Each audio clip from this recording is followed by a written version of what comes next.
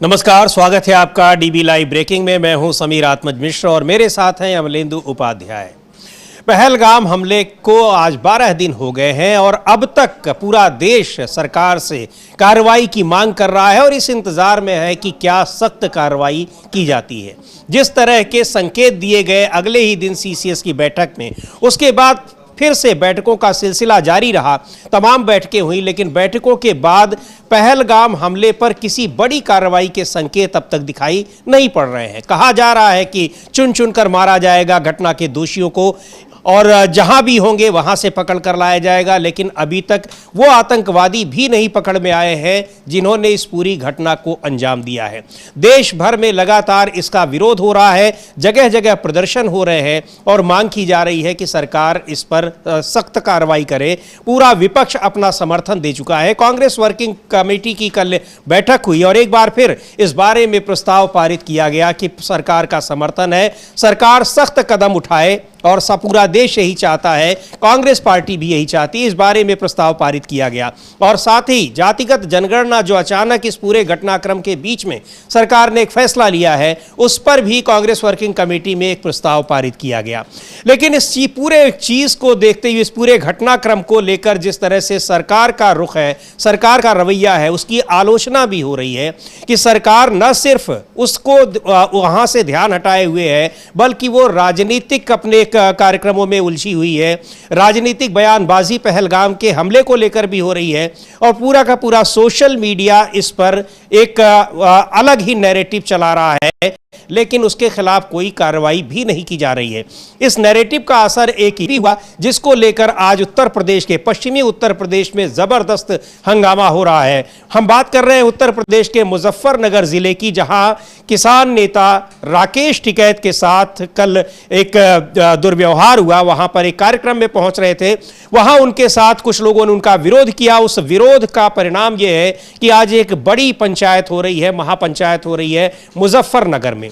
क्यों हो रही है उसके बारे में भारतीय किसान यूनियन के जो अध्यक्ष हैं नरेश टिकैत, उनको सुनते हैं। लेकिन इस मुद्दे पर अब किसान संगठन भी उन लोगों के खिलाफ हैं जो सरकार का इसमें समर्थन और विरोध तो छोड़िए, इसमें एक उसको अलग नैरेटिव दे रहे हैं। पहलगाम की घटना को उसमें हिंदू और मुसलमान के तरीके से उसको देखने की कोशिश कर रहे हैं, उसका एक विरोध है। और उन नरेश टिकैत के और राकेश टिकैत के साथ जो बर्ताव हुआ है उसको लेकर नरेश टिकैत ने बयान दिया है और आज मुजफ्फरनगर में इसको लेकर एक बड़ी पंचायत हो रही है, महापंचायत हो रही है। पहले सुन लेते हैं नरेश टिकैत का क्या कहना है, कल जो कुछ भी हुआ और जो आज महापंचायत आयोजित की जा रही है, किसके खिलाफ है और क्या संदेश वो देना चाह रहे हैं।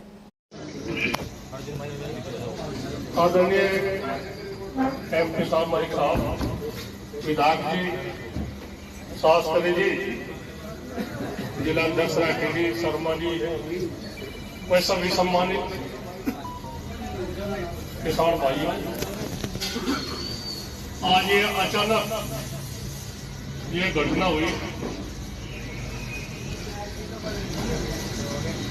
इसकी हम निंदा करें, खूब जोर शोर से निंदा करें। एक मान सम्मान को ठेस पहुंचाने के बाद देखो गुस्सा भी बहुत आ रहा। अपने घर में इस तरह की बात हो, अगर हमारे थोड़े से इशारे पर या यहाँ की धरती लाल हो जाएगी, ये अपने मन में तो निकाल दो बात। और जिम्मेदारी की एक ऐसी बात है, हम कोई भी कदम ऐसा नहीं उठाते।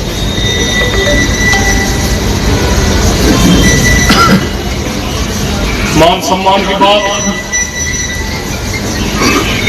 देश प्रेम की बात, हमारे तो बड़ा देश प्रेमी कौन हो सके भाई। और ये हमें देशद्रोही की श्रेणी में जाना चाह रहे। हम मर तो सके, हम खत्म हो जाएंगे लोगों ने, पर अपने इतिहास पर दाग नहीं लगाने के हम। तो एक नरेश टिकैत को सुन रहे थे, भारतीय किसान यूनियन के अध्यक्ष हैं, और जिस तरह से कल राकेश टिकैत के खिलाफ जो व्यवहार हुआ, जिस तरह से दुर्व्यवहार किया गया, उसको लेकर किसान संगठन और मुजफ्फरनगर के किसानों में, पश्चिमी उत्तर प्रदेश के किसानों में जबरदस्त नाराजगी है। क्या वो घटनाक्रम क्या है और किस वजह से राकेश टिकैत या नरेश टिकैत का विरोध हो रहा है? ये वही नैरेटिव है जिसके आधार पर पहलगाम की घटना को देखा जा रहा है, उसको धार्मिक सांप्रदायिक दृष्टि से देखा जा रहा है, हिंदू और मुसलमान के दृष्टिकोण से देखा जा रहा है। इधर पूरा देश मांग कर रहा है कि दोषियों के खिलाफ सख्त कार्रवाई हो, लेकिन उस घटना में हिंदू और मुसलमान की तरह से देखने की कोशिशों की वजह से नरेश टिकैत ने भी उस पर कुछ बयान दिया था, उनकी आलोचना हो रही है। और कल राकेश टिकैत का जिस तरह से विरोध हुआ, उनके साथ दुर्व्यवहार हुआ, उसके खिलाफ आज किसान संगठन ने ये महापंचायत बुलाई हुई है मुजफ्फरनगर में। तो एक जबरदस्त तनाव की स्थिति वहां पर बनी हुई है। हालांकि चीजें कंट्रोल में है, पुलिस अधिकारियों का कहना है कि महापंचायत का आह्वान किया गया, बुलाई गई है, लेकिन वो उसमें अभी तक वो सारी चीजें शांतिपूर्ण तरीके से वहां पर हो रही हैं।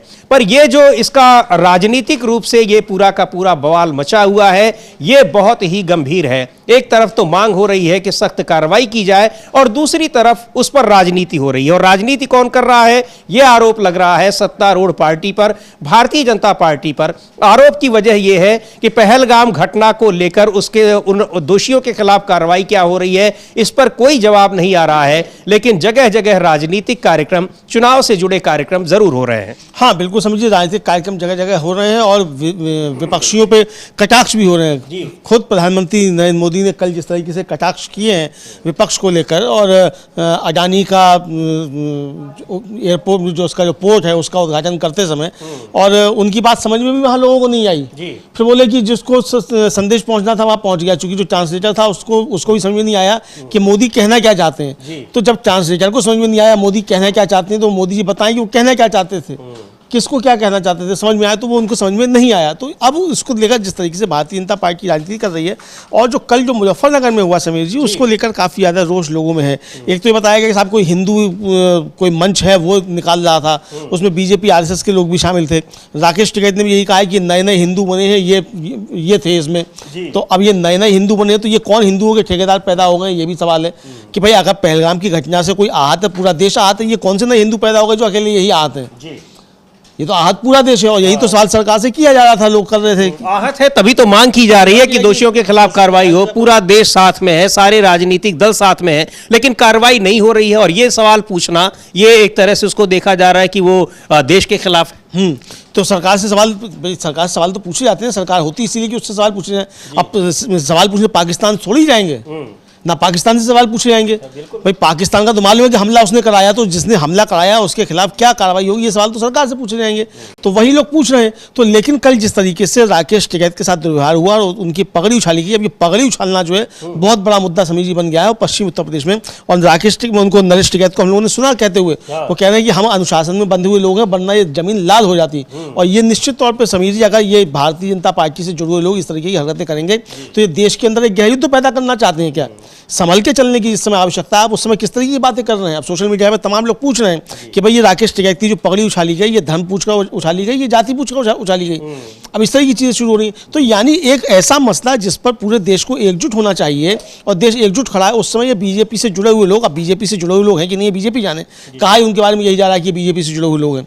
और अगर बीजेपी से जुड़े हुए लोग नहीं तो उनके खिलाफ कार्रवाई हो, बीजेपी कार्रवाई करे इनके खिलाफ, कहे कि हमसे जुड़े हुए लोग नहीं है। लेकिन राकेश टिकैत तो साफ तौर पे कह रहे हैं कि बीजेपी आरएसएस से जुड़े हुए लोग हैं, उन्होंने ये काम किया। जी बिल्कुल, और इसको लेकर जबरदस्त वहां पर नाराजगी है लोगों में। मुजफ्फरनगर में महापंचायत हो रही है, आपको दिखाएंगे वहां की विजुअल भी, लेकिन उससे पहले सुन लेते हैं, चूंकि वहां पूरा का पूरा प्रशासनिक अमला इसको लेकर बहुत एक परेशान है। और वहां चूंकि एक बड़ी संख्या में किसान संगठन, बहुत मजबूत संगठन है भारतीय किसान यूनियन, उसके नेता है नरेश टिकैत, राकेश टिकैत प्रवक्ता है भारतीय किसान यूनियन के, उनके साथ जो व्यवहार हुआ है, तो पूरा का पूरा जो किसान समाज है वो वहां पर नाराज है। और एक मुजफ्फरनगर ही के नरेश टिकैत और राकेश टिकैत का अपना गृह नगर है, गृह जनपद है।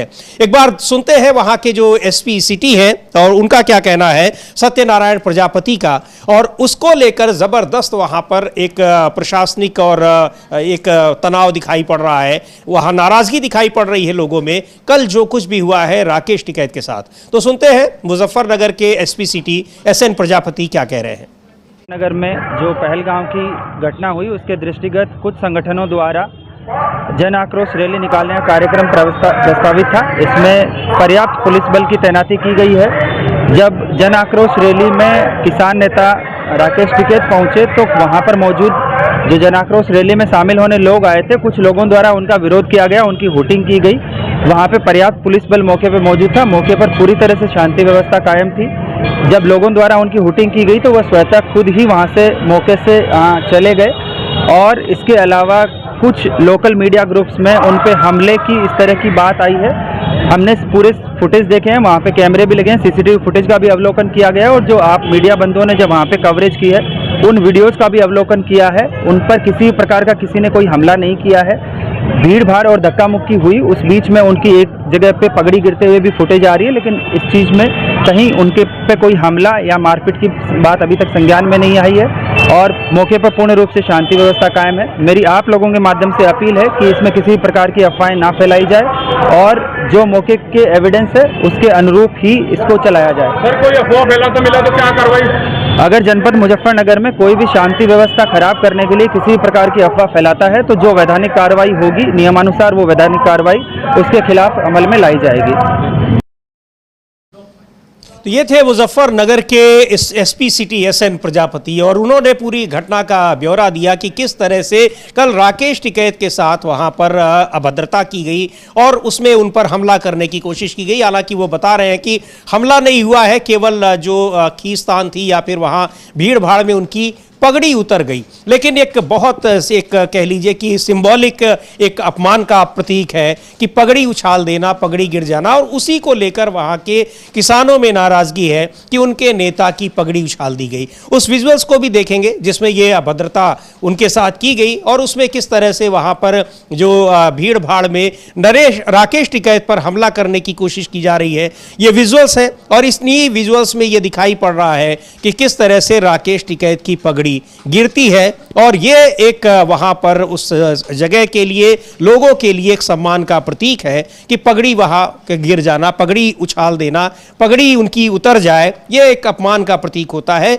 जिसके विरोध में आज मुजफ्फरनगर में बड़ी महापंचायत हो रही है। ये हम इस विजुअल्स में दिखाई पड़ रहा है कि किस तरह से पगड़ी उनकी गिर रही है। हाँ, ये पगड़ी किस तरह से गिर रही है और किस तरह से डंडे चलाए जा रहे हैं। आखिर ये डंडों की आवश्यकता क्या पड़ रही है जी, सवाल ये है समीर जी। और सरकार जो है ऐसे डंडे चलाने वालों पर अंकुश क्यों नहीं लगाती है। ये डंडे आज राकेश टिकैत पर चल रहे हैं, कल सरकार पर भी चलेंगे इनके डंडे, अगर ये बेलगाम हो जाएंगे तो कानून व्यवस्था जो है सुधर होनी चाहिए, बना के रखनी चाहिए। गुस्सा अपनी जगह है, रोष अपनी जगह है, बिल्कुल पूरे देश में रोष है, लेकिन उस रोष का प्रकटीकरण अगर इस तरीके से होगा तो ये अच्छी चीज़ें नहीं है। ये कानून व्यवस्था की आंतरिक सुरक्षा के लिए खतरा पैदा हो जाएगा इस तरीके से। रोष पाकिस्तान के खिलाफ है तो पाकिस्तान के खिलाफ कार्रवाई होनी चाहिए। अगर देश के अंदर लोग इस तरीके से आपस में करने लगेंगे तो वो तो एजेंडा उन्हीं का पूरा हो रहा है जो पाकिस्तान और आतंकी चाहते हैं। इस तरीके की कार्रवाई होंगी तो ये निश्चित तौर पर निंदनीय है और अखिलेश यादव ने भी इसकी बहुत कड़ी निंदा की है। ये कहा है कि सिर्फ राकेश टिकैत की नहीं, बल्कि एक किसान नेता की नहीं, बल्कि हर किसान की पगड़ी जो है ये उछाली गई। जी बिल्कुल, अखिलेश यादव ने ये ट्वीट हम उनका देख रहे हैं, इसमें उन्होंने उन्हीं विजुअल्स को टैग करते हुए ट्वीट किया है कि भाजपा ने किसी एक किसान नेता की ही नहीं बल्कि हर एक किसान की पगड़ी उछाली है। परम आदरणीय चौधरी चरण सिंह जी ने जीवन भर किसानों के मान सम्मान की जो लड़ाई लड़ी, ये हमला उनकी उन ऐतिहासिक कोशिशों पर भी हुआ है। इससे गाजीपुर बॉर्डर से गाजीपुर तक उत्तर प्रदेश का हर किसान आंदोलित है। कोई और भले लाठी का वार और तिरस्कार भूल जाए, सच्चा किसान कभी नहीं भूलेगा, निंदनीय। और आखिर में लिख रहे हैं कि किसान कहे आज का नहीं चाहिए भाजपा।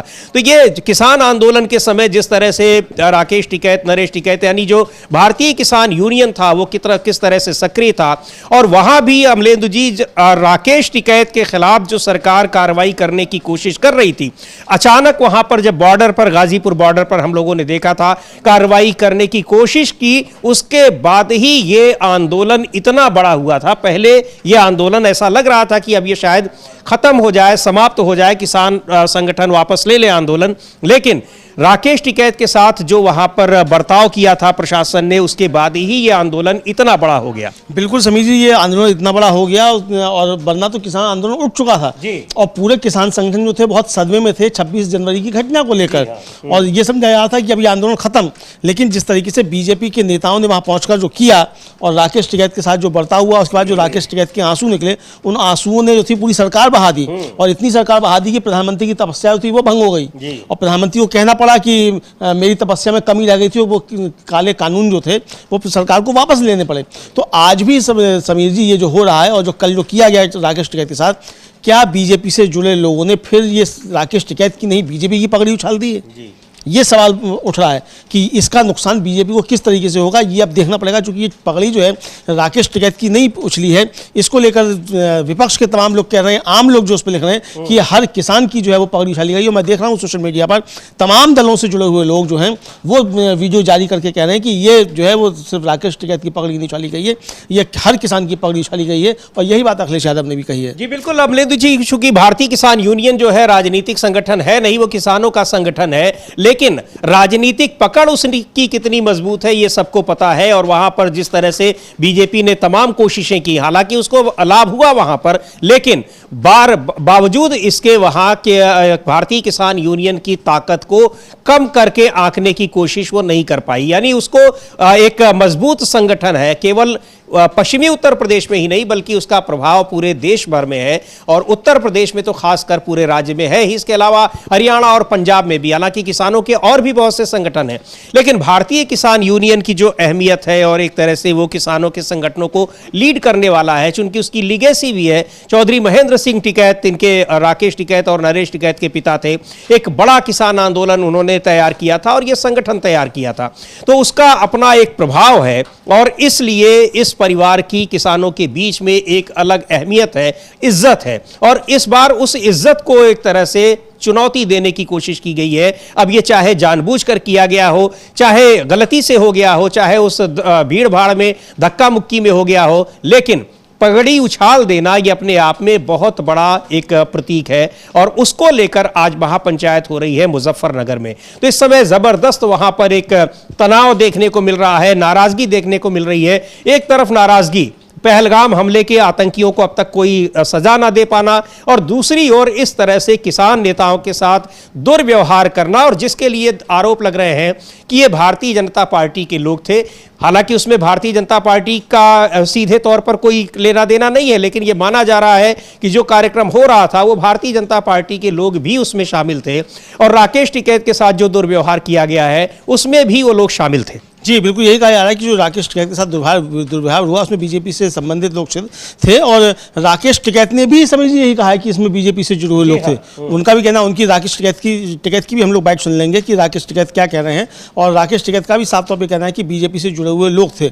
और तमाम जो सोशल मीडिया पर लोग प्रतिक्रिया दे रहे हैं वो भी सब यही कह रहे हैं कि ये बीजेपी से जुड़े हुए लोग थे। और एसएसपी की बाइट में भी शायद ये है कि कुछ संगठन जो थे उन्होंने किया, तो संगठन कौन से थे अब ये संगठन मालूम होना चाहिए कि कौन संगठन थे जिन्होंने इसको किया, कौन इसकी जिम्मेदारी ले रहा है और जो चुनौती दे रहे हैं। लेकिन एक बात तो समझी जा सकती है समीर जी कि जो लोग सोशल मीडिया पर राकेश टिकैत के खिलाफ ट्रेंड करा रहे हैं वो सब बीजेपी के समर्थक समझे जाते हैं, जो भी ट्विटर हैंडल्स हैं। तो इस साफ तौर पर समझा जा सकता है कि राकेश टिकैत के खिलाफ ये कार्रवाई जो थी वो बीजेपी समर्थित लोगों की ही थी, और इसको लेकर अब गुस्सा जो है काफी ज्यादा बढ़ रहा है। जी, तो सुन लेते हैं राकेश टिकैत ने इस बारे में क्या कहा है, उनके साथ जो दुर्व्यवहार हुआ, जो धक्का मुक्की की गई, और एक तरह से उनका जो आरोप है कि उन पर हमले की कोशिश की गई। राकेश टिकैत को सुनते हैं क्या कह रहे हैं। संविधान आज जिस तरह की घटना आज मुजफ्फरनगर में हुई, ये एक षड्यंत्र है। लोगों को बुलवा के सामूहिक मीटिंग है, सामूहिक रोष है, लोगों को बुलवा के घेर कर प्री प्लान वो था। क्या देशभक्ति का शक है? यह प्लान किसान संगठन है, यह सरकार के विरोधियों को चुन चुन के टारगेट करा जा रहा। अब समझ में आ गया कि जो सरकार के विरोध में काम कर रहे हैं, चाहे वो किसान संगठन हो, मजदूर संगठन हो, आदिवासी संगठन हो, उनका टारगेट किया जा रहा है, यह समझ में आया है। अगर पाकिस्तान के खिलाफ विरोध था तो उसमें हम भी शामिल थे, सब लोग इकट्ठे थे वहां पे, सब दुकानदार इकट्ठे थे, लेकिन मंत्री कुछ वे नीचे है भीड़ में। क्या ये प्री प्लान है? क्या ये देश के सामने धोखा है? क्या किसान संगठनों को जैसे पंजाब और हरियाणा को पानी के विवाद पर लड़ाया, किसान संगठनों को तोड़ने का काम करा? क्या वो साजिश है? जब सब कह दिया कि भारत सरकार के साथ में सब लोग हैं, भारत सरकार ठोस कदम पाकिस्तान के खिलाफ उठावे, कदम एक नहीं उठा रही। पूरा देश साथ में है इस मुद्दे पे, लेकिन क्या टारगेट उस बहाने से दूसरे लोग कुछ करा जा रहा है? क्या विरोधी देश में रहेगा नहीं उसको खत्म करने की साजिश है? हम कल देशभक्ति का भी परिचय देंगे। हमने पहले भी कहा कि हमारे जो 4 लाख ट्रैक्टर दिल्ली में गए, सरकार बतावे कि कहां पानी रोकना है, मिट्टी लेकर चलेंगे। सरकार कोई बयानबाजी नहीं कर रही, लेकिन एक साजिश के तहत लोगों को मरवाने का काम करा जा रहा है। हम कल अपने बैनर पे, किसान संगठन और मजदूर के बैनर पे, कल मुजफ्फरनगर में हमारी कल मीटिंग होगी, हम अपना रोष प्रदर्शन करेंगे। और हमने सभी दुकानदारों से यहाँ पे है कि जैसे आज उन्होंने भागीदारी निभाई, कल भी वे भागीदारी निभाए। जो लोग उनके रास्ते से आए उन्हें पानी पिलावे। हम ये नहीं कहते कि आप दुकानें बंद करो, लेकिन वे खड़े होकर, कल अगर वे खड़े होंगे तो ये लगेगा कि ये देश के समर्थन में खड़े हैं, वे किसी पार्टी के उसके नहीं हैं। तो सब लोगों को कल साथ आना चाहिए। बहुत लोग कल आएंगे और कल हम वहां से निर्णय लेंगे। हम किसान संगठन का निर्णय भी लेंगे और देशभक्ति का परिचय भी देंगे। जो एक माहौल खराब करा जा रहा है, पहले हिंदू मुस्लिम था, फिर जातिगत हुआ, फिर हिंदू। भाई भारत से बड़ा हिंदू कौन सा होगा? क्या सर्टिफिकेट नागपुर से लेना पड़ेगा हमको? क्या जो वहां से नहीं लेगा वो देश में हिंदू नहीं होगा, वो लड़ाई नहीं लड़ सकता? तो ये एक बड़ी साजिश है, बालकों को शराब पिया के जाकर विरोध करवाना। तो ये साजिश का खेल है। आप कर लोग आए, मुजफ्फरनगर में फिर मीटिंग होगी अपने संगठन। तो ये एक बड़ी बात कह रहे हैं राकेश टिकैत कि क्या सर्टिफिकेट हमको लेना पड़ेगा देशभक्ति का। यही बहुत हैरानी की बात है अमलेंदु जी। आप ये देखिए कि पहलगाम हमले के पीड़ित एक जो महिला है, नौसेना अधिकारी की पत्नी है, उनके खिलाफ किस तरह से अभियान चलाया जा रहा है। जब उन्होंने ये कह दिया कि उसमें कश्मीरियों के खिलाफ माहौल बनाने की कोशिश न की जाए, उसकी आड़ में, और उसकी आड़ में हिंदू मुसलमान का नैरेटिव न चलाया जाए, उसके बाद सोशल मीडिया पर किस तरह से अभद्र भाषा में उनको ट्रोल किया गया। तो ये बिल्कुल साफ दिखाई पड़ रहा है कि इस मुद्दे को भी किस तरह से उसका राजनीतिकरण और सांप्रदायिकरण करने की कोशिश की जा रही है। हाँ, बिल्कुल सांप्रदायिकरण करने की कोशिश की जा रही है इस मुद्दे की। और ये भी देखा जा रहा है समीर जी कि राकेश टिकैत ने जो बात कही वो बहुत गंभीर बात कही राकेश टिकैत ने कि भैया किसी पार्टी का मसला है क्या? और जो लोग थे कल उस विरोध में थे वो आज भी शामिल हों इस विरोध में जो आज उनका है, तो उसको लेकर अब लेकिन देखने में ये आ रहा है समीर जी कि वहाँ से जो विजुअल्स आ रहे हैं वो विजुअल्स ये आ रहे हैं कि मुजफ्फरनगर के बाजार जो हैं बंद हैं जब वो ट्रैक्टर वहाँ से निकल रहे हैं।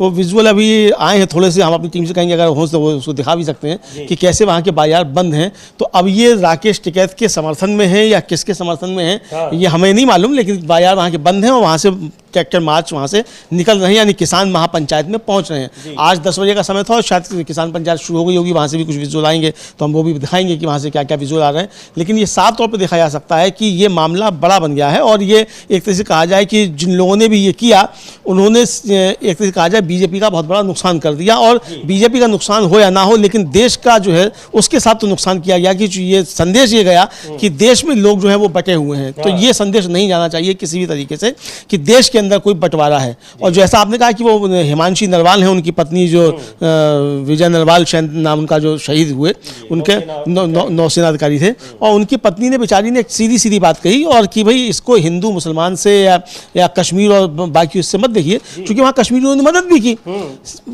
सही बात उन्होंने कही। और उनका जन्मदिन पड़ा भी, उनका अभी 13 दिन पूरे भी नहीं हुए हैं उनका, नरवाल का, उनका अधिकारी का, उन्होंने ब्लड डोनेशन कैंप किया, और उसके बाद इतनी भद्दी बातें जो की जा रही हैं वो भी सब भाजपा के समर्थक समझे जाते हैं। तो इनके ऊपर कोई कार्रवाई क्यों नहीं हो रही है जो इस तरह की टिप्पणियां सब कर रहे हैं? समझिए, ये भी एक सवाल है। आप एक चैनल बंद करा देते हैं बिना किसी आधार के, लेकिन इस तरह की टिप्पणियां जो भद्दी की जा रही हैं शहीद की पत्नी के ऊपर, उसको आप नहीं रोक पा रहे हैं। तो ये सरकार पर तो इस पर तो सवाल उठेंगे निश्चित तौर पे। बिल्कुल, सरकार पर तमाम सवाल उठ रहे हैं। और ये जो विजुअल्स हमारे साइड में दिखाई पड़ रहा है, ये मुजफ्फरनगर के हैं, और वहां किस तरह से जो बाजार है वो बंद है, यानी माना जा सकता है कि इनके समर्थन में बंद है, कि उसकी अपील की गई थी। और ये जो किसान महापंचायत है उसमें जा रहे हैं ट्रैक्टर्स, ये किसान लोग हैं, वहां पर आज उसके विरोध में जो कल राकेश टिकैत के साथ हुआ है, उनके साथ जो अभद्रता की गई है, धक्का मुक्की की गई है, और पहलगाम हमले को लेकर सरकार पर कार्रवाई का दबाव बढ़ रहा है, लगातार मांग हो रही है, लेकिन सरकार अभी तक उसमें क्या कर रही है ये किसी को कुछ पता नहीं चल रहा है। सख्त संदेश और सख्त कार्रवाई के नाम पर सिंधु नदी का पानी रोकने के अलावा कुछ वीजा, जो यहां पर शॉर्ट टर्म वीजा पर पाकिस्तान के लोग आए थे, उनको केवल बाहर भेजा गया है। इसके अलावा अभी तक सख्त कार्रवाई क्या की गई है ये समझ में नहीं आ रहा है, पता नहीं चल रहा है। आतंकवादी जो आए थे जिन्होंने इस घटना को अंजाम दिया, वो भी अभी पकड़ से बाहर है, सुरक्षा बलों की और पुलिस की पकड़ से बाहर है। तो कार्रवाई क्या हो रही है, निश्चित तौर पर यह सवाल पूछा जा रहा है। विपक्ष बार बार अपने समर्थन की घोषणा कर रहा है। विपक्ष के नेताओं ने इस पर एक विशेष सत्र संसद का बुलाने की भी मांग की, सरकार की ओर से उस पर कोई जवाब आया नहीं है। कल CWC की बैठक हुई कांग्रेस वर्किंग कमेटी की, उसमें भी इस मुद्दे पर, यानी जो पहलगाम हमला हुआ है उस पर एक प्रस्ताव पारित हुआ है। क्या उसमें कहा गया है, एक बार सुनते हैं। CWC की मीटिंग के बाद सचिन पायलट ने क्या कहा, कांग्रेस के वरिष्ठ नेता हैं, पूर्व केंद्रीय मंत्री हैं, उन्होंने CWC की मीटिंग में इस मुद्दे पर, यानी जो पहलगाम हमला पर उसके बाद की कार्रवाई पर किस तरह से प्रस्ताव पारित किया गया, उसमें क्या बातें कही गई हैं, उसको लेकर सचिन पायलट ने एक बयान दिया है। सुनते हैं उसको, क्या कहा है उन्होंने। क्या पहल सरकार की तरफ से जो हुई है उससे आप सेटिस्फाइड? ये जो आक्रमण हुआ है ये सिर्फ सैलानियों के ऊपर नहीं हुआ है, ये भारत पर आक्रमण है। और इस सरकार को 140 करोड़ लोगों का पूरा समर्थन है, पूरे पॉलिटिकल पार्टी का समर्थन। कांग्रेस पार्टी ने जिस प्रकार सोनिया गांधी जी ने संसद पे आक्रमण हुआ, सदन में खड़े होकर कहा था कि मैं वाजपेयी जी की सरकार के साथ हूं, पूरी कांग्रेस पार्टी आप मुंह तोड़ जवाब दीजिए। ठीक उसी तरह राहुल गांधी, खड़गे जी ने यही कहा है कि इस संकट के समय में हम सरकार के साथ है, लेकिन आतंकवाद को जवाब देना पड़ेगा और मुंह तोड़ जवाब देना पड़ेगा। भारत सरकार के पास जितने भी संसाधन है उनको एकत्रित करें और एक ऐसा जवाब दें कि इस प्रकार की घटना कभी भविष्य में हो ही ना सके। जो भी करना है ये बेहतर वो जानते हैं, क्योंकि उनके पास सारे इंटेलिजेंस इनपुट्स हैं, सारे उनके पास संसाधन है। अब अंतर्राष्ट्रीय क्या दबाव है, नहीं है, अंदरूनी क्या वो सोचे, मैं नहीं जानता हूं, लेकिन सेना को खुली छूट देना तो अच्छी बात है, लेकिन उनको निर्देश भी तो करना पड़ेगा उन लोगों को कि क्या करना है, कैसे करना है। और मुझे लगता है इसमें उनको कोई संकोच नहीं करना चाहिए, पूरा देश उनके साथ खड़ा है। हमने मांग की थी कि पार्लियामेंट सेशन बुलाया जाए ताकि पूरे देश में जो एकजुटता है वो प्रदर्शित हो दुनिया के सामने। हम सब अगर एक स्वर से बोल रहे तो दिखना चाहिए ना, आतंकवाद के खिलाफ सब लोग एक हैं। हमने ऑल पार्टी मीटिंग की मांग रखी थी, मीटिंग बुलाई गई, प्रधानमंत्री मीटिंग में नहीं आए, लेकिन हम आज भी सरकार के साथ खड़े हैं। लेकिन हम चाहते हैं कि सरकार संकोच ना करे, जो भी कदम उठाए हम उनके साथ खड़े हैं। तो सरकार जो भी कदम उठाने हो उठाए, संकोच न करे, और पूरा का पूरा विपक्ष साथ खड़ा है। यही बात कह रहे हैं सचिन पायलट, और यही कल CWC की बैठक में तय हुआ है। संसद का सत्र बुलाने की मांग भी इसीलिए की जा रही है ताकि जो एकजुटता है वो दिखाई पड़े, एक बड़ा संदेश जाए। ये संकोच की बात ये बार बार आ रही है अमलेंदु जी, आखिर संकोच किस बात का है? कार्रवाई करने में आतंकवादियों ने यहाँ आकर भारत में, वहां पर जम्मू कश्मीर में घुसकर आम सैलानी जो थे उनके ऊपर हमला किया, 28 लोगों की जान चली गई। उनके खिलाफ कार्रवाई करने में किस बात का संकोच हो सकता है? हाँ बिल्कुल, उनके खिलाफ क्या संकोच हो सकता है, उस पर कार्रवाई होनी चाहिए, इस पर कार्रवाई की जाए, करें इस पर कार्रवाई।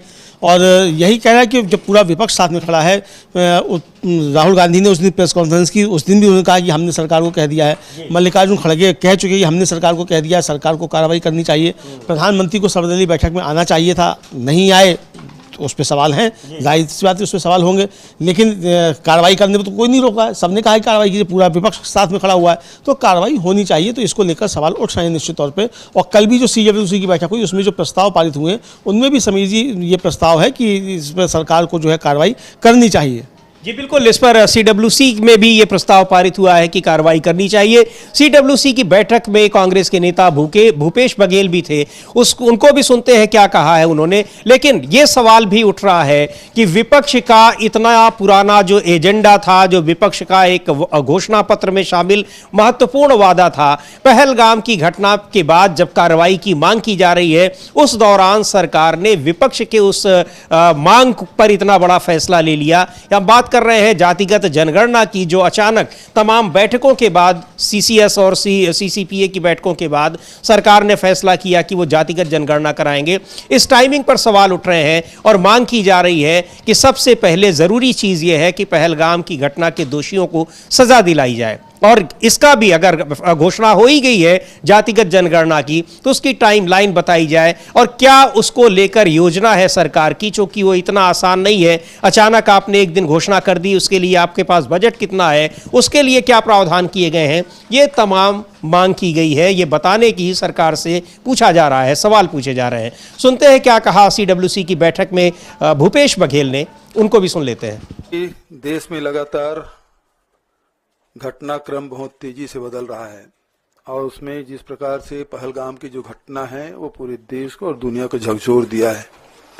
और इस घटना के बाद पूरे देश एक साथ खड़ा हुआ, पूरा विपक्ष सरकार के साथ देने के लिए तैयार है कि जो भी सरकार कदम उठाए हम साथ में हैं। लेकिन सवाल इस बात का है कि जो लाल आंख दिखाने वाले प्रधानमंत्री हैं, जो 56 इंच सीना वाले प्रधानमंत्री जी हैं, क्या कदम उठा रहे हैं? आज 10 दिन बीत गया, सभी लोग इंतजार कर रहे हैं। दूसरी महत्वपूर्ण बात यह है कि वहां सुरक्षा क्यों नहीं था, ये महत्वपूर्ण है। मुझे 12 साल पुरानी घटना छत्तीसगढ़ का याद आता है, जब वहां हमारे नेताओं को नाम पूछ पूछ कर मारा नक्सलियों ने, जब उसकी कार्यशैली नहीं है। पहलगाम में भी आतंकवादी कभी धर्म या जाति या नाम पूछ के हमला नहीं करते। ये पहली घटना है जिसमें धर्म पूछकर हमला किया गया कि तुम्हारा धर्म क्या है, और उसके बाद गोली मारी गई।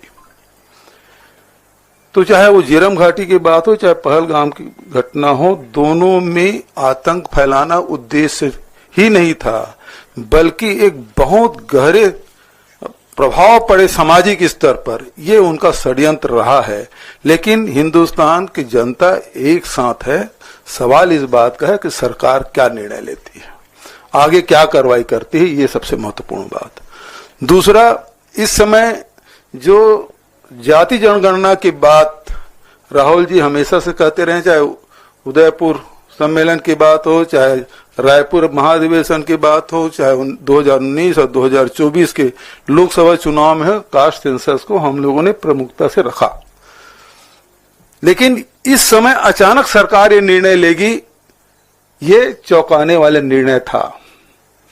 सरकार क्या केवल ध्यान भटकाना चाहती है या सचमुच में कास्ट सेंसस, क्योंकि कास्ट सेंसस की बात नकारते रहे प्रधान, जिस प्रकार से अभी सचिन जी ने कहा बटोगे तो कटोगे, प्रधानमंत्री जी खुद कहा एक रहोगे तो सेफ रहोगे, और गडकरी जी ने तो उससे आगे बढ़ के कहा जात की बात करोगे तो लात पड़ेगी।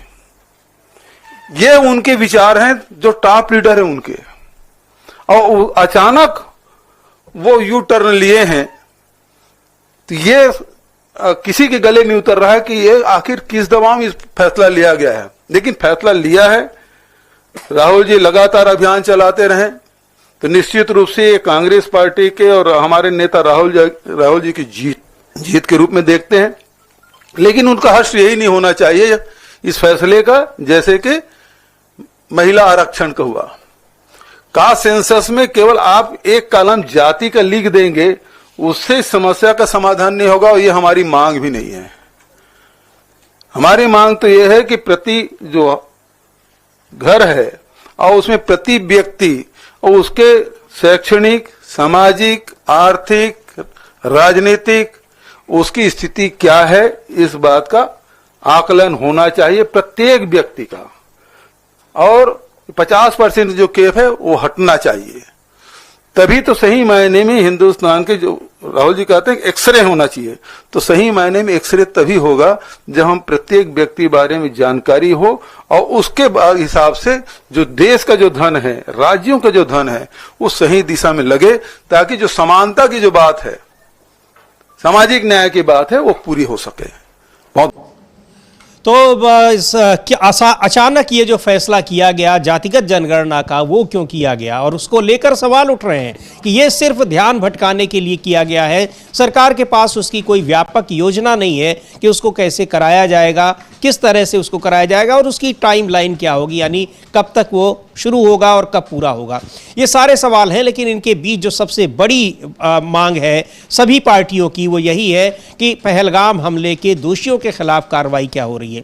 और इस पर भी प्रधानमंत्री नरेंद्र मोदी के जिस तरह के कार्यक्रम हो रहे हैं, जिस तरह वो कार्यक्रमों में पहुंच रहे हैं, वहां राजनीति से जुड़ी हुई बातें कर रहे हैं, उनकी कोशिश अभी भी ये है कि दूसरी पार्टियों के लोग उनकी तरफ चले आएं, उसको लेकर इस समय निशाने पर है। सोशल मीडिया में तमाम कल के कार्यक्रमों की कुछ वीडियो क्लिप्स उनकी वो शेयर की जा रही हैं, उसमें लोग दिखा रहे हैं कि ये समझ में ही नहीं आ रहा है कि ये उस देश के प्रधानमंत्री हैं जहां पर अभी 10 दिन पहले इतनी बड़ी आतंकी घटना हुई है कि आम लोगों को, 28 लोगों को मार दिया गया, और वो इस तरह से हंसी ठिठोली करते नजर आ रहे हैं। हाँ बिल्कुल, हंसी ठिठोली करते नजर आ रहे हैं। पवन कल्याण जो है वहाँ के उप मुख्यमंत्री, उनके साथ हंसी ठिठोली करते नजर आ रहे हैं। और उससे पहले अगले ही दिन जब बिहार गए थे तो वहाँ नीतीश कुमार के साथ हंसी ठिठोली करते हुए नजर आ रहे थे। तो इसको लेकर सवाल जो विपक्ष उठा रहा है, और सोशल मीडिया पर भी तमाम लोग जो है वो कई सवाल उठा रहे हैं कि ये आखिर प्रधानमंत्री कर क्या रहे हैं। ये बात जो है वो कई दिनों से चल रही है, और कल तो जो है काफ़ी ज़्यादा लोगों में गुस्सा देखने को मिला प्रधानमंत्री की उस हंसी ठिठोली पर जो पवन कल्याण के साथ करते हुए दिख रहे हैं। और उससे ज़्यादा फिर उसके बाद फिर आपने जाके वहाँ विपक्ष पे हमले किए।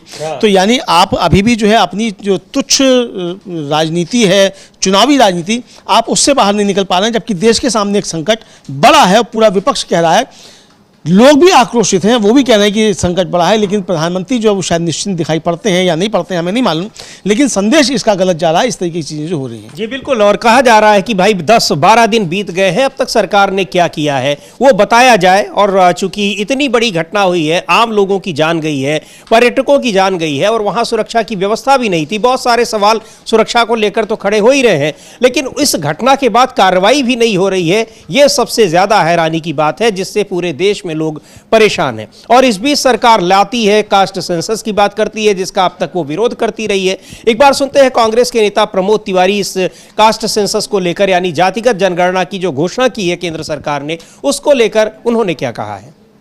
कैप पर जो है जो 4 रिजर्वेशन है उस पर फिर से विचार किया जाना चाहिए। कैसे इस पूरे पत्र को? मैंने कोई पत्र नहीं देखा उनका, न मेरे संज्ञान में, इसलिए इस पर मैं कोई प्रतिक्रिया नहीं व्यक्त कर सकता। पर कास्ट सेंसस में हमारी वर्किंग कमेटी का रेजोल्यूशन है, मैं उसकी एक एक बात पर बल देता हूं, और वही समस्या का समाधान है। राहुल जी ने इसमें बहुत ही अस्पष्ट और सीधा दृष्टिकोण लिया है। चिंता भी है हमें कि इसमें कोई समय सीमा नहीं निर्धारित है। समय सीमा निर्धारित होनी चाहिए, इसे जमीन तक लागू हो, सिर्फ कास्ट सेंसस न हो बल्कि सामाजिक संरचना के अनुसार न्याय भी हो संसाधनों का, हमारी ये भी मांग है। राहुल जी ने जो जो कहा है मैं उसका संपूर्ण समर्थन करता हूं, वही हमारी दृष्टि है, वही हमारी लाइन है। सर आप तो ये प्रमोद तिवारी को सुन रहे थे। कास्ट सेंसस को लेकर सरकार घिरी हुई है। तेजस्वी यादव ने भी एक लंबा चौड़ा पत्र लिखा है प्रधानमंत्री को इस मुद्दे पर, खुला पत्र उन्होंने लिखा है, जिसको उन्होंने अपने ट्विटर हैंडल के जरिए एक जारी भी किया है। और देखते हैं क्या लिखा है। महत्वपूर्ण बात यह है कि उन्होंने प्रधानमंत्री नरेंद्र मोदी को पत्र अंग्रेजी में लिखा है, और क्या लिखा है वो हम लोग एक बार देखने की कोशिश करेंगे। बता रहे हैं उसके बारे में, अमलेंदु जी से पूछते हैं कि उस पत्र में उन्होंने जो लिखा है, तेजस्वी यादव ने, खुला पत्र है प्रधानमंत्री के नाम, और उन्होंने भी बहुत सारे सवाल इसमें उठाए हैं, पूछने की कोशिश की है कि आखिर ये जो कास्ट सेंसस विपक्ष के दबाव में कराने के लिए सरकार तैयार हुई है, उस पर जो बहुत सारी जो जिज्ञासा है, बहुत सारी आशंकाएं हैं, उनका निवारण किस तरह से वो करेंगे? हाँ, उन्होंने कई सवाल उसमें समीर जी उठाए हैं और जो तेजस्वी ने पत्र लिखा है, हालांकि वो अंग्रेजी में पत्र है, लेकिन उसमें जो उन्होंने महत्वपूर्ण बातें कही हैं, वो महत्वपूर्ण बातें ये है, एक तो कि आप जो जातिगत जनगणना करा रहे हैं, उस जातिगत जनगणना को लेकर उन्होंने कहा है कि देश की जो समानता की यात्रा है, इसमें एक परिवर्तनकारी क्षण हो सकता है और इस जनगणना के लिए संघर्ष करने वाले लाखों लोग सिर्फ आंकड़ों की नहीं बल्कि सम्मान की, सिर्फ गणना की नहीं बल्कि सशक्तिकरण की प्रतीक्षा कर रहे हैं। और फिर जो उन्होंने मांग की है कि क्या होना चाहिए जातिगत जनगणना के साथ साथ उसके नतीजे के तौर पे, तो उसमें उनकी मांग, जो महत्वपूर्ण मांगे हैं, वो ये है कि एक तो निजी क्षेत्र में आरक्षण हो और जो कॉन्ट्रैक्ट्स होते हैं, जो नौकरियां दी जाती हैं अनुबंध में, उसमें भी आरक्षण दिया जाए, उसमें भी दिया जाए। क्योंकि अभी तो होता ही है कि आप जो कॉन्ट्रैक्ट में नौकरी करते हैं उसमें नहीं होता, कॉन्ट्रैक्ट लेबर उसमें नहीं होता, ठेके की होती है। न्यायपालिका में आरक्षण हो, ये बहुत महत्वपूर्ण सबसे ज़्यादा है कि न्यायपालिका को लेकर बहुत बार सवाल उठते हैं कि जो जिस तरीके के अक्सर फैसले आ जाते हैं जातीय समस्याओं को लेकर, तो संवेदनशीलता दिखाई नहीं पड़ती अदालती फैसलों में, क्योंकि ये आरोप लगते रहते हैं कि साहब न्यायपालिका में सवर्ण भरे हुए हैं और वहाँ दलितों का या पिछड़ों का प्रतिनिधित्व नहीं है। हालांकि अब 14 मई को जो है देश में पहली बार एक दलित जो है वो CGI बनने जा रहे हैं, लेकिन इससे जो है वो प्रतिनिधित्व पूरा नहीं होता, तो ये भी एक आरक्षण की मांग की गई है। और ये कि जातिगत जनगणना के आधार पर आनुपातिक आरक्षण हो, यानी वही जो 50% सीमा की जो तोड़ने की मांग है, बैरियर, उसको बात है कि जिस हिसाब से जिसकी मतलब जाति की जितनी संख्या है उस हिसाब से आरक्षण दिया जाए नौकरियों में, ये है।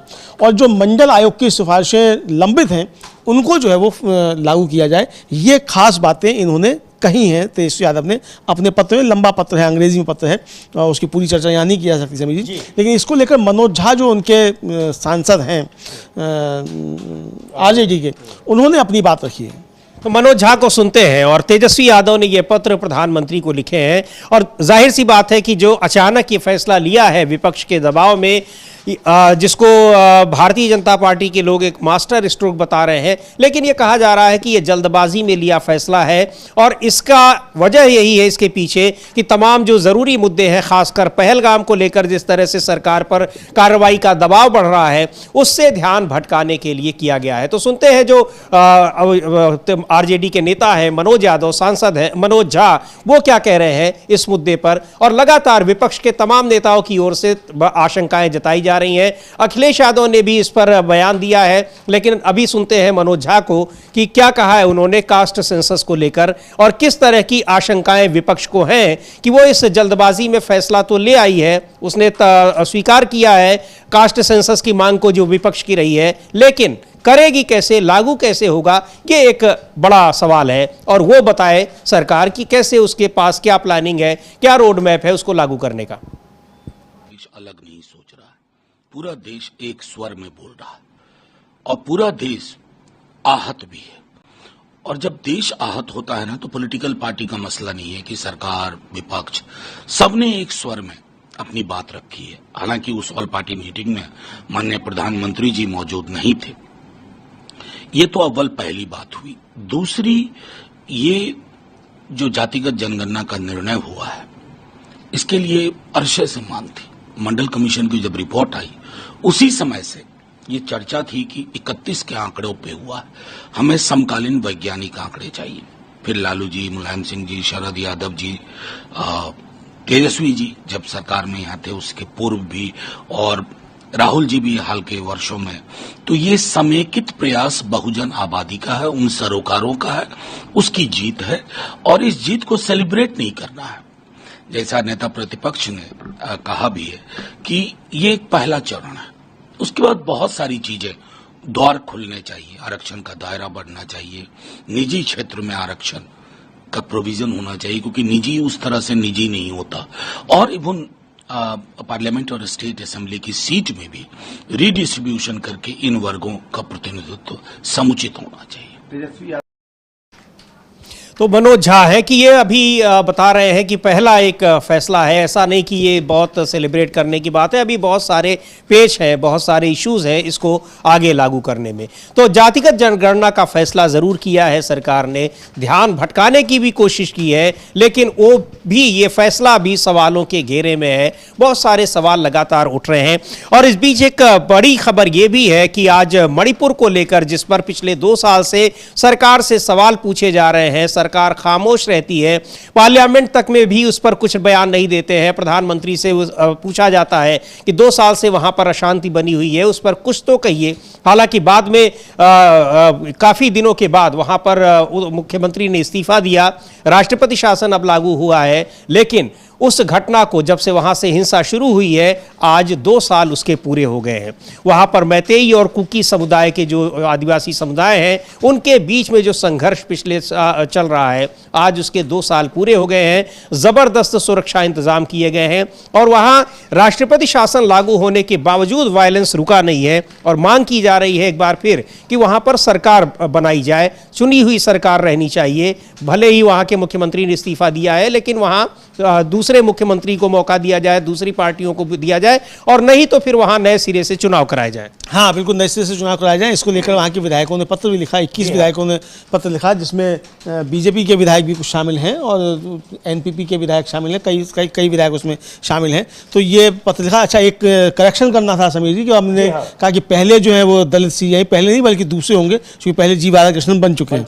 हाँ, तो दूसरे होंगे गवई साहब जो है सीआई। तो ये अब जो है इसको लेकर जयराम रमेश जो हैं, जो कांग्रेस के महासचिव हैं संचार, उन्होंने मणिपुर को लेकर एक लंबा चौड़ा ट्वीट समीर जी किया, अंग्रेजी में ट्वीट किया। अगर आप बताएंगे हिंदी में क्या है उनका तो अब अच्छा रहेगा। जी बिल्कुल, मणिपुर की घटना को जैसे हमने बताया कि 2 साल हो गए हैं, तो जयराम रमेश ने उस पर एक ट्वीट किया है और वो सवाल पहले दिन से जो बने हुए थे आज तक बने हुए हैं। सरकार से सवाल पूछा जा रहा है लेकिन जवाब उसका नहीं मिल रहा है। तो जयराम रमेश लिख रहे हैं कि आज से ठीक 2 साल पहले मणिपुर में आग भड़क उठी थी। फरवरी 2022 में विधानसभा चुनाव में राज्य की जनता ने बीजेपी और उसके सहयोगियों को निर्णायक जनादेश दिया था, जिसके बाद ये आपदा आई। इसलिए 3 मई 2023 को राज्य में तथाकथित डबल इंजन सरकार की स्वनिर्देशित पटरी से उतरने की शुरुआत हुई। 3 महीने बाद सुप्रीम कोर्ट को यह घोषित करने के लिए मजबूर होना पड़ा कि राज्य में संवैधानिक तंत्र पूरी तरह से ध्वस्त हो चुका है।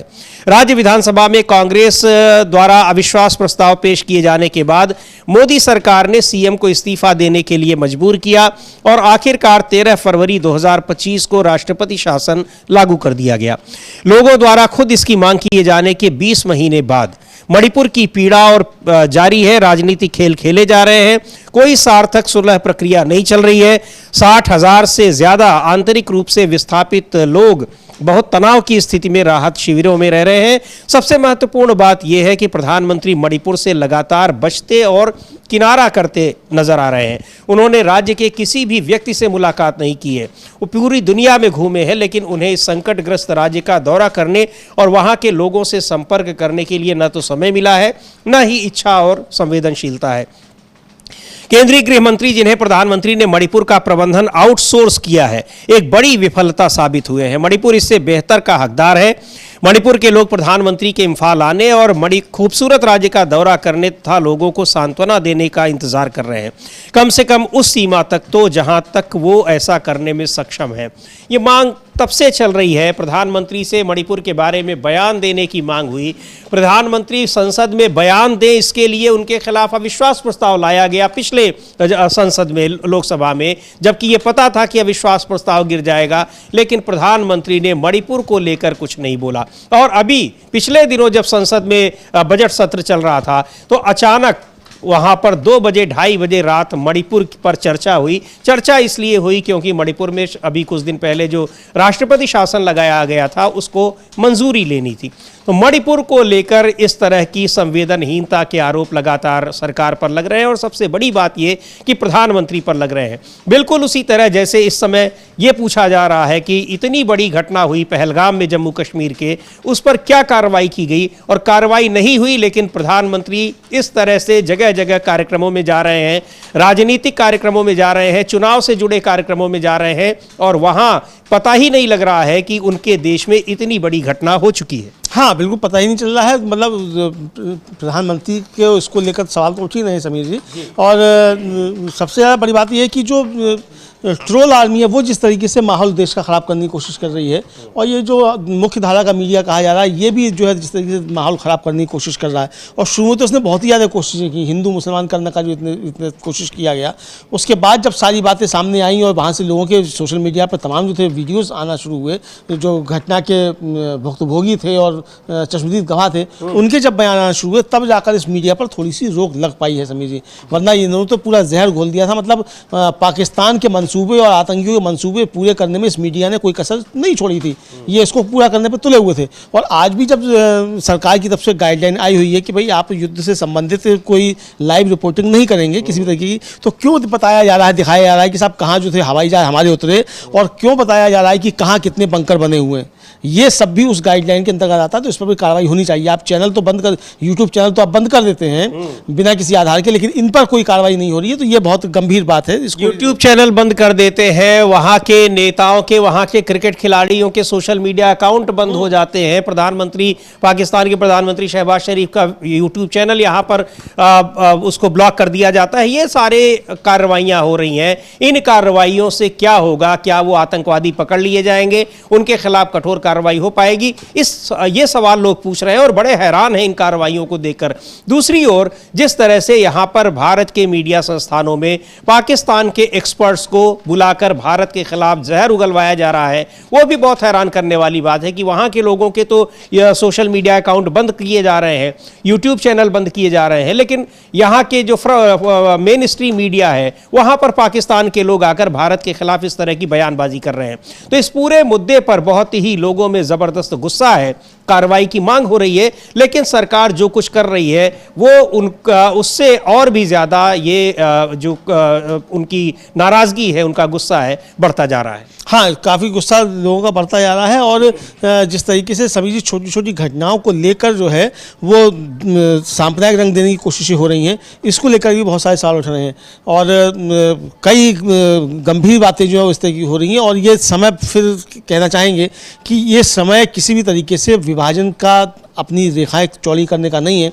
ये समय देश की एकता को प्रदर्शित करने का है कि देश जो है वो एकजुट खड़ा हुआ है, मजबूती के साथ एकजुट खड़ा हुआ है देश। तो एक और महत्वपूर्ण खबर है अमलेंदु जी, गुजरात हाई कोर्ट का एक फैसला है, उसका भी जिक्र करना बहुत जरूरी है, जो उन्होंने गोधरा कांड से जुड़ा हुआ है। क्या है उसकी थोड़ी सी जानकारी दें हमें। हाँ, ये है कि जो गोधरा में जो हुई थी घटना, उसमें सीआरपीएफ के जो जवान थे, वो सीआरपीएफ नहीं, उसके जीआरपी के, वो ड्यूटी पर नहीं थे और उन्होंने फर्जी अपनी एंट्री करके किसी दूसरी उससे चले गए। इस पर गुजरात हाई कोर्ट जो है उसने बहुत सख्त टिप्पणी की और उसने इस बर्खास्तगी को सही ठहराया और ये कहा कि अगर आप अपनी ड्यूटी करते तो गोधरा कांड टल जाता, गोधरा कांड नहीं होता। ये सख्त टिप्पणी जो है वो गुजरात हाई कोर्ट की तरफ से आई है और इसको लेकर जो है वो उनकी नौकरी जो है, मतलब बर्खास्तगी के आदेश को सही ठहराया है गुजरात हाई कोर्ट ने। ये है, और ये हालांकि ये 24 अप्रैल को आ गया था आदेश, अपलोड अब हुआ है। तो ये न्यायमूर्ति वैभवी नानावटी है, उन्होंने कहा कि यदि ये पुलिसकर्मी दूसरी ट्रेन पकड़ने और अहमदाबाद लौटने के बदले अपनी ड्यूटी के अनुसार साबरमती एक्सप्रेस में सवार होते तो गोधरा स्टेशन के पास ट्रेन में आग लगाए जाने की घटना को रोका जा सकता था। और न्यायाधीश ने पुलिसकर्मियों की बहाली की याचिका खारिज करते हुए साफ कहा कि याचिकाकर्ताओं ने रजिस्टर में फर्जी प्रविष्टियां की और शांति एक्सप्रेस से अहमदाबाद लौटाए। यदि याचिकाकर्ता अहमदाबाद पहुंचने के लिए साबरमती ट्रेन में ही रवाना होते तो गोधरा में हुई घटना को रोका जा सकता था। याचिकाकर्ताओं ने अपने कर्तव्य के प्रति लापरवाही और सावधानी बरती। ये जो है, ये आदेश जो है आया है तो गुजरात हाई कोर्ट का, तो एक बड़ा आदेश समीर जी ये माना जा रहा है। इसी तरीके से एक और आदेश जो है वो आया है, कल आया है समीर जी, और वो आया है उत्तराखंड हाई कोर्ट का। और उत्तराखंड हाई कोर्ट ने कहा है कि सुप्रीम कोर्ट के आदेश का उल्लंघन नहीं किया सकता और कहा कि पढ़ें कि पहलगाम हमले के पीड़ित की पत्नी ने क्या कहा। और उत्तराखंड हाई कोर्ट ने हिंसा की निंदा की और बलात्कार के आरोपी को जो तोड़फोड़ का नोटिस दिया गया उसको, उस पर रोक लगा दी। मसला यह था कि उत्तराखंड में एक घटना हुई, एक 73 वर्षीय आरोपी था, उसने एक बच्ची के साथ जो था वो गलत हरकत की, उसको लेकर वहाँ काफ़ी रोष हुआ और बाजार में जो है वो तोड़फोड़ की गई गई दूसरे जो धर्म के लोग थे उनके उस पर। इसको लेकर एक वो वीडियो भी काफ़ी ज़्यादा वायरल हुआ कि एक महिला जो है वो बीच में अड़ जाती है जो हमला करना उनके ऊपर और उनसे सवाल पूछती है कि ये से हिंदू मुसलमान रंग क्यों दे रहे हो, और तब तो नहीं आए थे जब गाय के साथ जो था इस तरह की हरकत हुई थी, तब तुम लोग कहाँ चले गए थे। वो तो अब उस महिला को भी जो है धमकियाँ दी जा रही हैं। तो और इधर जो था वहाँ नगर निगम जो है उसने उस आरोपी के घर को ध्वस्त करने के लिए 3 दिन का नोटिस पकड़ा दिया। इस पर जो है वहाँ के हाई कोर्ट ने कहा कि आप इसको नहीं कर सकते और सुप्रीम कोर्ट का आदेश आपको मानना पड़ेगा, उसको रोक उस पर लगा दिए। मुख्य न्यायाधीश जी नरेंद्र न्यायमूर्ति रविंद्र नैथानी की पीठ ने मौखिक रूप से कहा कि वह पूरी घटना से परेशान है और नगर परिषद से सर्वोच्च न्यायालय के आदेश ध्यान न देने पर उन्होंने सवाल किया और उन्होंने कहा कि हमें बताइए कि हमें आपके खिलाफ स्वतः संज्ञान लेकर अवमानना क्यों न शुरू करनी चाहिए। सुप्रीम कोर्ट ने इन सभी तरह के मुद्दों पर विचार किया, खासतौर पर इस पृष्ठभूमि में, और आप सभी इस तरीके से हंगामा करते रहे हैं या क्या है, हम अवमानना को गंभीरता से लेंगे, आप सुप्रीम कोर्ट के आदेश का उल्लंघन नहीं कर सकते। ये जो था वो उन्होंने टिप्पणी बहुत तरीके से की और उन्होंने कहा, मतलब जो मौखिक टिप्पणियों में ये कहा कि आप जो आतंकी हमले की पीड़िता है नौसेना अधिकारी विजय नरवाल की पत्नी, उनके शब्दों को उद्धृत करते हुए कहा कि क्या कोई मतलब एक अखबार का टाइम्स ऑफ इंडिया का नाम लिया कि देख सकता है उस मारे गए नौसेना अधिकारी की पत्नी, कृपया उसका बयान पढ़ें, कृपया उस बयान को पढ़ें। नौसेना अधिकारी जो मारा गया, देखिए जनता भावुक हो सकती है, क्या प्रशासन भावुक हो सकता है? ये सवाल उन्होंने कहा कि जनता तो भावुक हो सकती है, पुलिस जिस तरीके से वहाँ मूक दर्शक बनी रही और तोड़फोड़ करते रहे लोग, उसको लेकर वहाँ उन्होंने सवाल उठाया कि आपने कानून व्यवस्था चौपट कर दी एकदम से। तो ये उन्होंने कहा कि इसको लेकर कहा है तो ये हर घटना को जिस तरह से हिंदू मुसलमान सांप्रदायिकरण करने की कोशिश हो रही है अमलेंदु जी, और बिल्कुल उसी घटना का परिणाम है कल जो राकेश टिकैत के साथ हुआ और आज उसको लेकर इतनी बड़ी महापंचायत हो रही है। तो ये एक बहुत ही गंभीर मसला है कि हर एक घटना को ये रंग देने की कोशिश की जा रही है, यहां तक कि पहलगाम की घटना को, जबकि वहां के पीड़ित लोग जो हैं वो कह रहे हैं, वो अपील कर रहे हैं कि इस तरह से उसको ये रंग ना दिया जाए, लेकिन उस पर यह किया जा रहा है और जाहिर सी बात है कि उस पर एक लोगों को बांटने की कोशिश की जा रही है। और ये इसलिए भी किया जा रहा है कि ताकि इससे ध्यान हटा रहे कि सरकार वहां पर कार्रवाई क्या कर रही है। हाँ, वहाँ कार्रवाई क्या कर रही है। और इसमें एक बड़ी खबर और है समीर जी कि वो जो बहुचर्चित सीओ अमित चौधरी है संभल वाले, उनका तबादला कर दिया गया है और उनको चंदोसी सर्किल का सीओ बनाया गया है। यानी मतलब रहेंगे तो उसी जिले में, लेकिन वो सर्किल उनकी बदल दी गई, संभल से बदलकर उनको चंदोसी का सीओ बना दिया गया है और अनुज चौधरी की जगह जो है आलोक कुमार जो है वो संभल के सीओ बनाए गए हैं। तो ये एक साथ साथ चलते चलते एक खबर ये भी आ रही थी। ये बिल्कुल ये खबर आ गई, लेकिन जिस तरह से पहलगाम की घटना को लेकर कार्रवाई अभी तक उसमें निष्क्रियता दिख रही है एक तरह से सरकार की, उसको लेकर बहुत सारे सवाल उठ रहे हैं। और सवाल ये न केवल राजनीतिक दलों की ओर से उठ रहे हैं बल्कि आम लोगों की तरफ से भी उठ रहे हैं।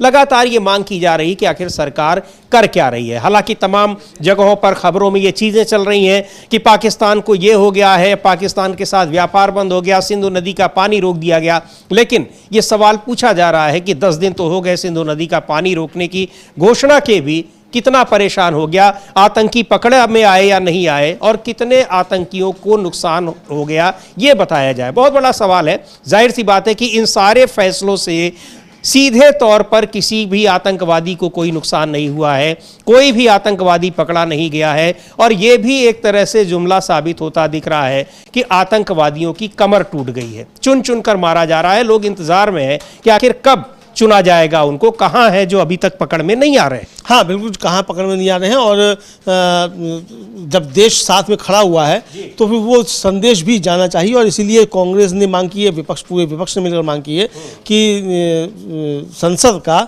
स्पेशल सत्र जो है इस घटना पर ही बुलाया जाए और वहाँ से एक संदेश दिया जाए। दोनों सदनों के सत्र जो है बुलाए जाए, दोनों सदनों से पास हो और प्रधानमंत्री उसमें उपस्थित रहें। जयराम रमेश जी ने साफ तौर पर कहा है कि प्रधानमंत्री को भी उसमें उपस्थित रहना चाहिए ताकि पूरी दुनिया को एक संदेश जाए कि भारत एकजुटता के साथ खड़ा हुआ है। समीर जी बिल्कुल, उसमें संसद का विशेष सत्र बुलाया जाए, बिल्कुल उसी तरह से जैसे जम्मू कश्मीर का विशेष सत्र बुलाया गया 28 अप्रैल को और उसमें एकजुटता दिखाई गई और कहा गया, उसमें जो एक प्रस्ताव पारित करके वहां पर मृतकों को श्रद्धांजलि दी गई और सरकार से सख्त कार्रवाई की मांग की गई और कहा गया कि इसमें पूरा का पूरी जम्मू कश्मीर विधानसभा यानी जम्मू कश्मीर के लोग सरकार के साथ है। इस तरह की मांग दूसरे राज्यों से भी हो रही है, ओडिशा से भी हुई और सबसे बड़ी बात यह कि संसद का विशेष सत्र बुलाए जाने की मांग लगातार हो रही है, जिसमें एकजुटता का संदेश दिया जा सके दुनिया में कि यहां इस मुद्दे पर पहलगाम में जो घटना हुई है उसको लेकर पूरा देश एक है।